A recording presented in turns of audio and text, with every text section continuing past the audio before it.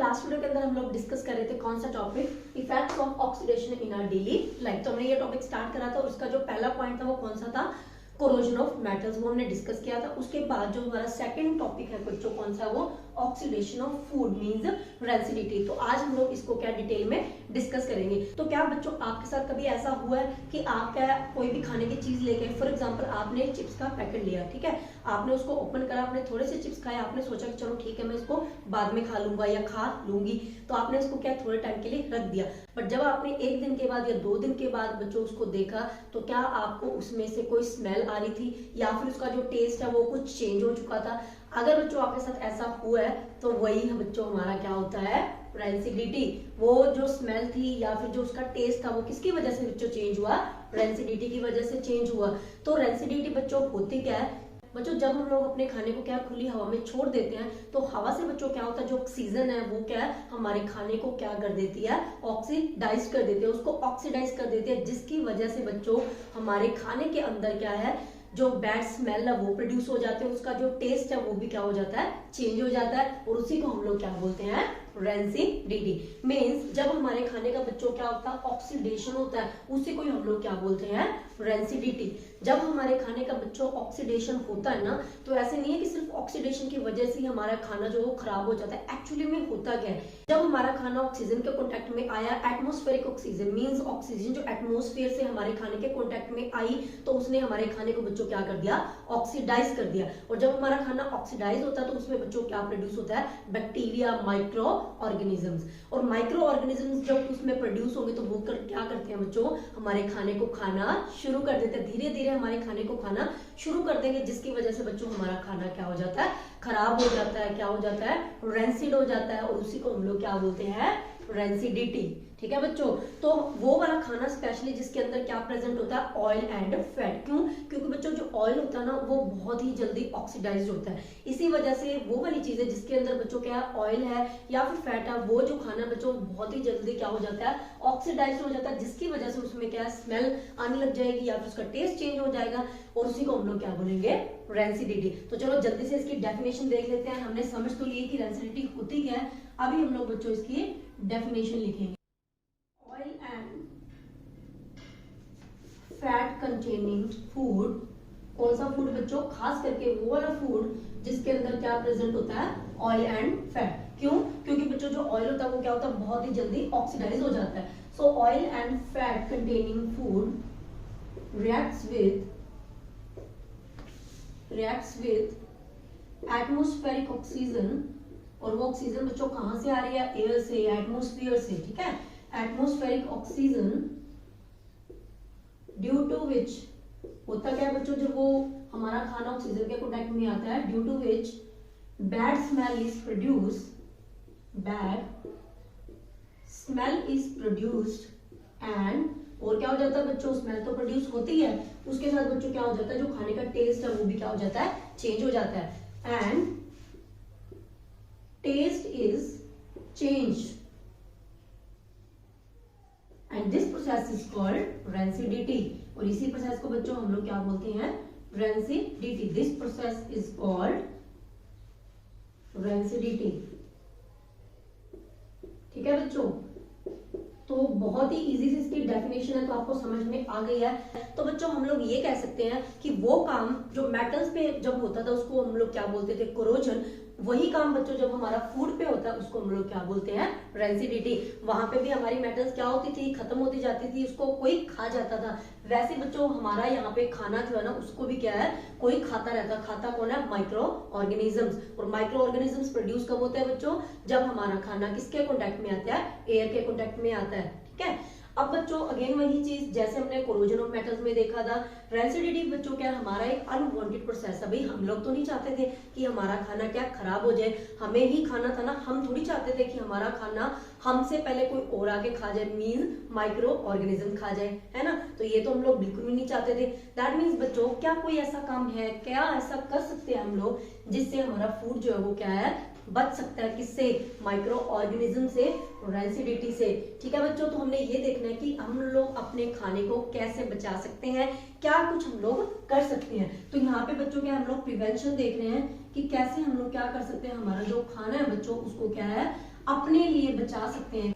पहला जो बच्चों हमारा मेथड है वो कौन सा है, हम लोग क्या कर सकते हैं, हमारा जो फूड है उसको किस में रखेंगे, एयर टाइट कंटेनर्स में। यस, क्योंकि आपने बच्चों देखा है ना, जब भी आप लोग क्या मार्केट से कोई पैक फूड लेके आते हो तो वो क्या होता है, आपने उसकी पैकिंग देखा है, बिल्कुल एयर सील्ड होती है, बिल्कुल उसमें एक एयर जो वो क्रॉस नहीं होती है। क्यों, इसका रीजन बच्चों यही है, क्योंकि जब जैसे ही हमारे एटमॉस्फेयर से जो ऑक्सीजन है वो हमारे फूड के कांटेक्ट में आएगी बच्चों, वो हमारे फूड की क्या कर देगी, ऑक्सीडेशन, और तभी तो होगा हमारे खाने की रेंसिडिटी। तो अगर हमारी फूड जो है, हमारा फूड जो है बच्चों वो ऑक्सीजन के कांटेक्ट में आएगा ही नहीं, तो हमारी जो रेंसिडिटी है वो होगी नहीं। तो हम इस प्रोसेस को रोक तो नहीं सकते, लेकिन इसको क्या स्लो डाउन जरूर कर सकते हैं। कैसे कर सकते हैं, पहला बहुत इजी स्टेप है, वो कौन सा है, हमारे खाने को किसके अंदर रखे बच्चों, एयर टाइट कंटेनर्स के अंदर रखे। ठीक है, तो हम लोग क्या लिख सकते हैं, बाय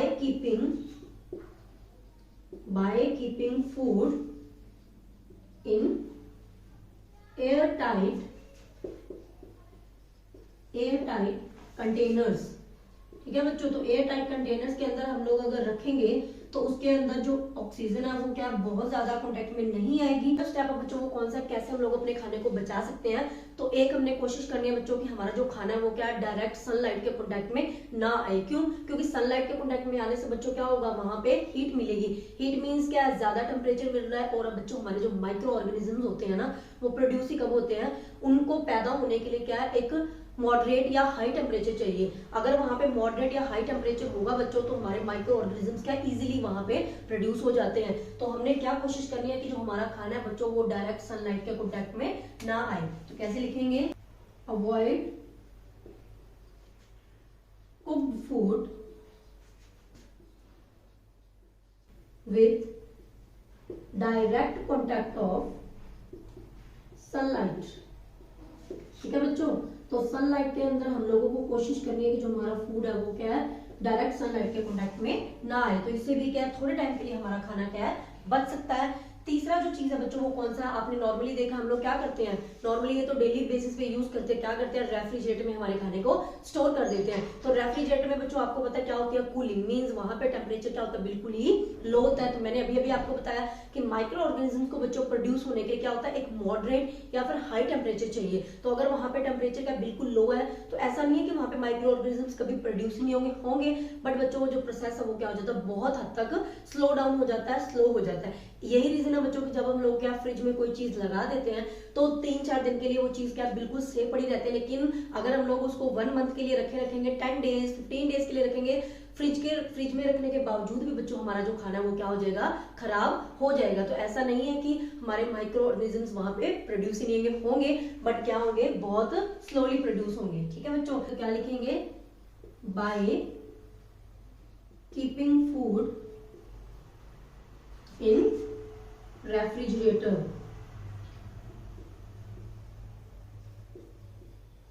ठीक है बच्चों, फोर्थ मेथड जो बच्चों वो क्या है, वो भी आपने देखा, आप सबने क्या चिप्स के पैकेट्स तो जरूर देखे होंगे ना, खाए हुए होंगे। तो आपने देखा है कि अगर हम लोग क्या 10 रुपीज वाला पैकेट लेते हैं चिप्स का, तो उसमें क्या होता है, थोड़ी सी चिप्स होते हैं, पूरे पैकेट में क्या फिल की होती है बच्चों, गैस फिल की होती है। तो क्या आप भी मेरी तरह सोचते हो, जब मैं छोटी थी बच्चों मुझे तो यही लगता था कि भी 10 रुपए के अंदर चिप्स कम देनी पड़े, इसलिए ये क्या करते हैं, हवा भर देते हैं। पैकेट दिखता तो बड़ा है लेकिन उसके अंदर चिप्स क्या होते हैं, बिल्कुल ही थोड़ी सी होती है। तो बच्चों ये रीजन तो इसका बिल्कुल भी नहीं होता, इसका एक साइंटिफिक रीजन है। और रीजन क्या है, क्योंकि बच्चों हमने क्या करना है, चिप्स को एक लंबे टाइम तक के लिए क्या करके रखना है, बचा के रखना है। अगर उसके अंदर जो वो गैस फिल किया, अगर वो फिल नहीं करेंगे ना, तो उसके अंदर जो थोड़ी सी चिप्स भी है ना, वो भी हम लोग क्या नहीं खा पाएंगे। ठीक है, तो वो गैस बच्चों उसके अंदर कौन सी फिल की होती है, नाइट्रोजन गैस। नाइट्रोजन गैस बच्चों क्या होती है, एक इनर्ट गैस है।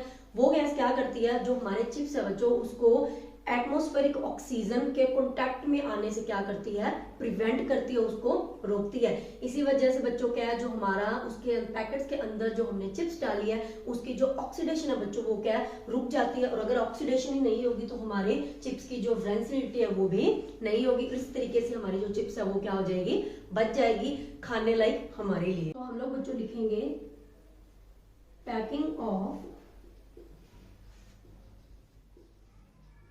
food items like potatoes,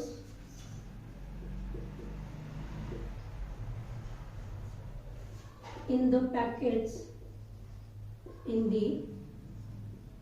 packets containing उसके अंदर क्या होती है बच्चों, nitrogen gas, containing nitrogen gas. ठीक है बच्चों, क्यों नाइट्रोजन गैस ही क्यों, और कोई गैस क्यों नहीं फिल की, क्योंकि बच्चों जो नाइट्रोजन गैस होती है वो क्या होती है, हमारी एक इनर्ट गैस होती है। ठीक है, इनर्ट मींस क्या है, जैसे कि हमारे नोबल गैसेस होते हैं, नोबल गैसेस तो बच्चों क्या किसी के साथ भी रिएक्ट नहीं करते, तो जो नाइट्रोजन गैस है वो नोबल गैस तो नहीं, लेकिन ऑलमोस्ट नोबल गैस की तरह ही बिहेव करती है, तो ये क्या है, जल्दी से किसी चीज के साथ रिएक्ट नहीं करती है। ये वाला था बच्चों हमारा रेंसिडिटी का टॉपिक, बहुत ही इजी है, आई होप कि आपको समझ में आ गया। तो बच्चों अब जल्दी से हमारी जो बैक एक्सरसाइज के अंदर इस टॉपिक से रिलेटेड एक क्वेश्चन दिया उसको डिस्कस कर लेते हैं। तो देखते हैं कि हमारी बुक के अंदर कौन सा क्वेश्चन दिया हुआ है। बैक एक्सरसाइज के अंदर क्या है, क्वेश्चन नंबर 19 हमारे पास दिया हुआ है, oil and fat containing food items are flushed with nitrogen, why. तो मैं आपको ये वाला क्वेश्चन भी इजी वर्डिंग में लिखवा रही हूँ अभी, तो जल्दी से देख लेते हैं कि इस क्वेश्चन का आंसर क्या होगा। तो मैंने आपके सामने बच्चों जो डेफिनेशन लिखी है ना, हम लोग उसी को यूज करने वाले हैं, सो दैट हमें बार बार जो टफ वर्डिंग है वो याद ना करनी पड़े, है ना, थोड़ा सा दिमाग लगाना पड़ेगा हमें। तो चलो जल्दी से क्वेश्चन को लिख लेते हैं। आगे बच्चों हमारा क्वेश्चन क्या है, oil and fat containing food items are flushed with nitrogen why। ठीक है बच्चों, तो इसका आंसर मैंने अभी आपको बताया, वो वाले फूड जिसके अंदर ऑयल और फैट होता है उसके अंदर हम लोग क्या है, कौन सी गैस फिल कर देते हैं, नाइट्रोजन गैस फिल कर देते हैं। रीजन क्या है बच्चों, क्यों, क्योंकि नाइट्रोजन गैस क्या है, हमारी एक इनर्ट गैस है, वो क्या करेगी, एटमॉस्फेरिक ऑक्सीजन को हमारे फूड के कांटेक्ट में आने से क्या करेगी, रोकेगी, जिसकी वजह से हमारा खाना क्या हो जाएगा, सेफ हो जाएगा। ठीक है, तो इसका आंसर बच्चों हम लोग लिखेंगे। तो जो मैंने आपके सामने डेफिनेशन लिखी थी, पहले तो हमने सेम डेफिनेशन लिखनी है, oil and fat containing food react with atmospheric oxygen due to which bad smell is produced, जिसकी वजह से बच्चों क्या होता है, बैड स्मेल प्रोड्यूस होती है, and taste is changed, and this process is called rancidity. ठीक है बच्चों, तो इसके साथ हम लोग लाइन ऐड कर देंगे, to prevent food from rancidity. हमने क्या करना है, हमारे फूड को किससे बचाना है बच्चों, रेंसिडिटी से बचाना है। ठीक है, इसलिए हमने क्या करा, इसके अंदर नाइट्रोजन फिल किया। फिर हम लोग क्या है, क्वेश्चन से ही लाइन लिखेंगे, oil and fat containing food items